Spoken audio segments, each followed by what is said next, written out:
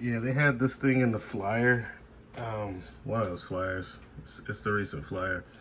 It's not this kit that they have in there. They have the bare tool of this guy right here, and it's dumb expensive. It's like $409 for the bare tool, and like for it, I got really dumb for like a half of a millisecond. I was like, oh man, I could use that instead of my pump. You know, that standalone transfer pump that I use for doing oil changes and stuff for generators. I use that small hose like that. And but then like I had to like I don't know if it was Garage King or Caddis Maximus or somebody. I don't know, one of those guys I was watching that, you know, one of those guys that does the flyer all the time. And I saw this thing and I was like, wait a minute.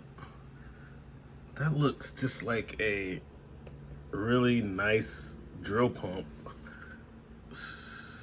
made it to like a screw gun. So I was like, man, I got something like that. Let's put in my drill. Call it drill pump. Costs like $10. So, but you know, this is made out of plastic. It's kind of cheap, and you know, it's this cheap plastic thing. And but I've had these for a while. I've always been trying to find a way to do fluid transfers easier, and so it was a drill pump before I bought that standalone 12-volt pump. But this I just used to stick in my drill. But yeah, so I saw this thing, and then it made me buy my first Ryobi tool. Because man, I was like looking at the snap-on, like like I said, it looks like a really high-end. I was like, man, that looks like a really good drill pump, because I've used drill pumps before, and I know they're plastic and they're cheap and they fail easy. But this one, I was like, looks like it has metal construction. You know, it's 4 bolts. It's way thicker than the normal drill pump. And I just started doing internet search for drill pumps, and I came across this Ryobi one, which is very well built, and it's reminiscent of the snap-on one with a different front mold. So it's all metal housing, you know. It's not made out of plastic. The complete unit is all metal housing. Instead of being around to where I have to use it in the drill, this has a hex shank to where I can put it in my impact driver. And the specs are better than the specs on the snap-on one. So they have basically taken a high quality, all metal construction drill pump and mated it to, you know, a CTGR, whatever, snap-on gun, which I have those snap-on screwdrivers, screw guns, and stuff like that. And I was like, man, it just looks like they just put this onto that, and they just made it to where you can only use it for the pump. And I'm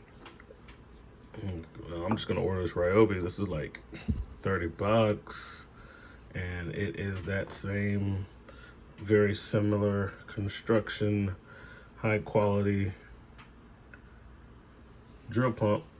This one has a hex shank, so I put it in my impact driver, and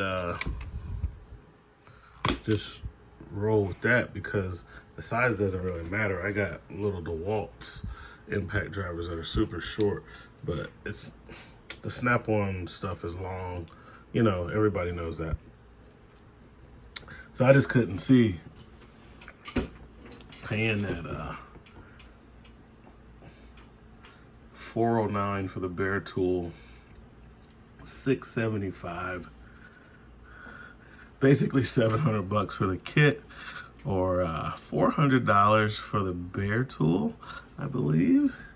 Let's go down to set members.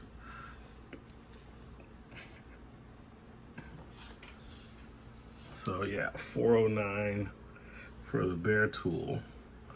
And Snap-on always does a little, you know, they always do a little something extra and different to kind of, I'm not gonna say make it worth it, but make it seem like you're getting something else.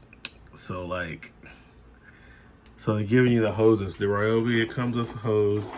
You know, this, they call that the intake hose. It's way too big for what I'm gonna use it for.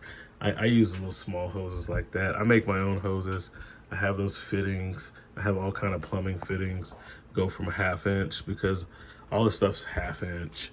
And campers use 1/2 inch threads. So I'll just go 1/2 inch down to like a barb, 1/4 inch barb for tubing, and it's just very simple to make those tubes. You know, those are some nice hoses, but they're not $400 nice hoses. And you see they give you like the they got like some screens on it, so they do but that's just you know, like on a camper, we use those on the city water inlets and stuff. It's just a screen and a gasket. So like I could easily just add, you know, a water hose screen. That's what it is. It's a water hose screen that fits in here, and it has. And the way it works is that then it'll have a rubber gasket on the outside so it doesn't leak, which you need anyway. Like basically it takes the place of that gasket. Take this gasket out and put in the one with the screen, and then I'll have the screen. Those big hoses, I would never use those anyway. This hose I would use, but I can make this hose with, I have these fittings and I can turn it into a barb, make that hose.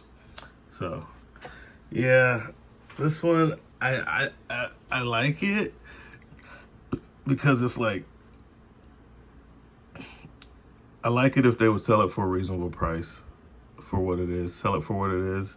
Like if Snap-on sold that for $200, I would probably buy it. But for $400, I would probably buy this. And then I can use it in any impact power tool, drill, or whatever that I want. And we all know that Snap-on is not known for their awesome quality power tools anyway. So some of their stuff is good, but a lot of it's underpowered. You know, if I wanted to make this up with like this Milwaukee, I could, you know, I could use any driver that I want with this. So I don't think I know that I wouldn't spend the money for that. I mean, it's cool, very convenient, especially if you have a lot of Snap-on power tools and you have their batteries. You know, that's sweet and everything, but there's no way I could justify giving them $400 for that. And you know, the way they made this, it's not detachable. It's all one unit. And at least with this, when the pump fails, I just get another pump. It's another $30, you know. But similarities, the construction, the quality, as far as the full metal construction and serviceability.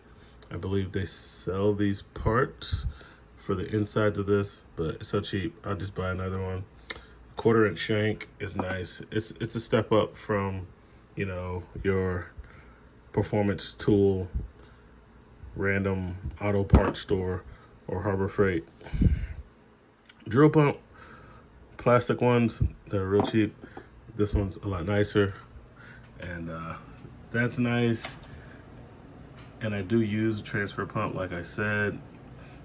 It would be a little more convenient for me to use a drill pump on an actual drill where I'm using the battery for the tool instead of taking around my battery, which is what I use when I have to use my pump. I'm typically tapping into the battery on the vehicle, or if I'm not able to do that, I'm pulling out my battery and using a car battery that I carry around for diagnostic work. So I don't know, guys, you tell me what you think. $400, 40 bucks. 400 bucks. 40 bucks. All right. Oh, I picked up some more stuff. I messed up something on my mower deck, my 60D mower deck. This little bracket right here. This looks way beefier than the one I have. And this might even be the wrong part. I will see. But I mainly needed the bolt and the spacer. And this holds down the front hook on the 60D on that John Deere tractor thing that I got. So I had to get some parts to fix that. And then I got some soldering tools or some stuff like I lost the tips to the Milwaukee. I've had that thing for a long time, that Milwaukee M12 soldering iron. And the only tip I have left is the one that's in it, which is a really small one, which I was using it like on circuit boards and stuff. So the small one is kind of good for that, but the chisel bit would be better heat transfer, larger area. And I'm not mainly using it for circuit boards anymore. Working in the field, I'm mainly using it for wires, and I need a much bigger tip to heat the wire up. So I need a chisel tip. So I bought chisel tip for that M12 soldering iron so I can have a much better heat transfer to the wires, so my solder will flow a lot better. Speaking of solder flowing better, it will help if you use flux. So got some flux. This one is with the brush on, so it's sweet, you know. So if you're having problems with your soldering stuff, guys, especially if you don't do it a lot, this will, by using the flux, it makes it work a lot better. Helps your solder flow a whole lot better. So I got me some flux, and then I work on all kinds of stuff. So I was working on a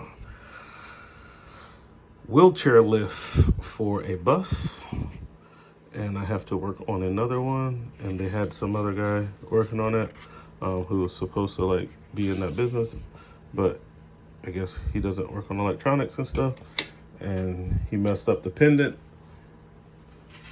and broke the wire off the circuit board. So I fixed that by resoldering it back together using some 6040, that 100% silver solder. You gotta get that really hot, but that 6040 with the lead, that stuff flows a lot better.